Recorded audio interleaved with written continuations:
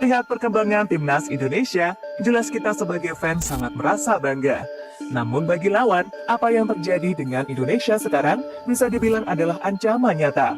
Dan salah satu tim yang kayaknya paling merasa terusik adalah Cina, di mana mereka terus-terusan mencari cara agar bisa menjatuhkan tim Garuda. Cina juga merasa was-was dengan kejutan demi kejutan yang akan diberikan oleh pasukan Garuda. Karena jika melihat sebelumnya, PSSI ini terus menambah pemain-pemain baru hanya dalam hitungan hari saja. Dan banyak yang kaget dengan Indonesia yang cari pemain keturunan kayak tinggal tunjuk saja. Selain itu, melihat Bahrain terintimidasi oleh atmosfer neraka GBK membuat mereka semakin panik. Karena kemungkinan besar, jumlah penonton versus Cina akan semakin bertambah. Mengingat rasa kepercayaan diri dari fans semakin terangkat usai laga versus Bahrain kemarin. Timnas Cina diketahui akan melakukan apapun untuk bisa kembali lolos ke Piala Dunia setelah terakhir kali terjadi 2002 silam.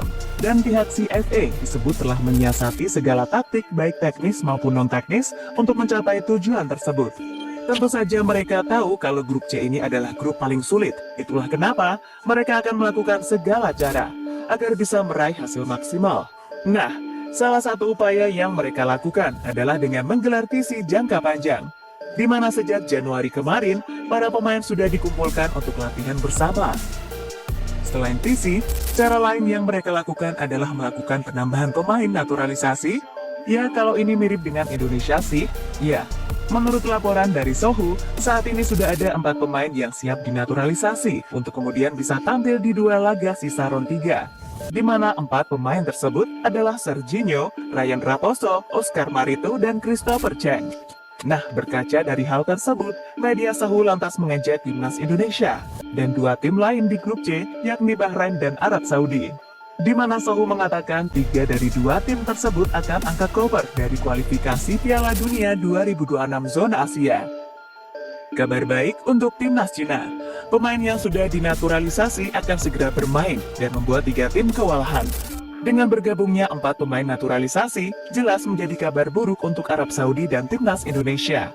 Dengan diperkuat 4 pemain naturalisasi, sudah saatnya timnas Indonesia dan Arab Saudi angkat koper, tulis media tersebut.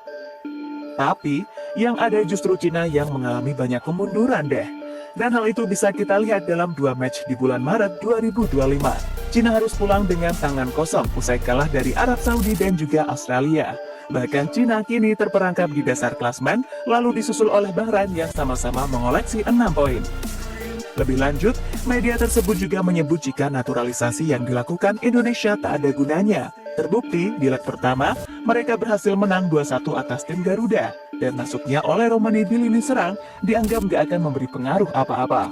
Ya, diketahui, media tersebut mengatakan itu usai melihat statistik oleh bersama FC Ultra. Tentu saja, kabar itu seketika viral dan pasti sampai ke telinga Ole. Nah, Ole sendiri diketahui cukup santai dan menanggapi hal itu adalah normal di sepak bola. Lagi pula, ia juga tak terlalu paham peta kekuatan sepak bola Asia. Namun jika ditelisik lebih dalam, sebenarnya Cina di level elit Asia juga bukan apa-apa bila dibanding tim-tim seperti Jepang, Korea, Australia, ataupun Iran. Dan Ole pun gak banyak kata-kata, namun dia menunjukkan aksi nyata di atas lapangan.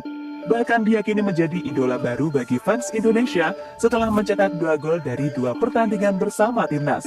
Dan hal itulah yang membuat Cina makin was-was akan ancaman dari Ole Romani. Hasil positif yang didapatkan ketika mengalahkan Bahrain di GBK akan membuat para pemain timnas makin percaya diri.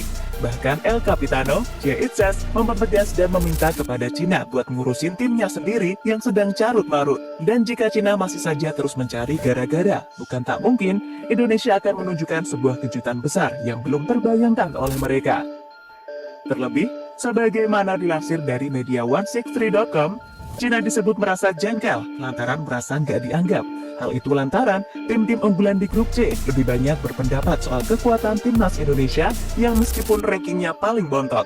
Tapi dari sisi kedalaman skuad, tim Garuda banyak diisi oleh pemain yang mayoritas main di Eropa.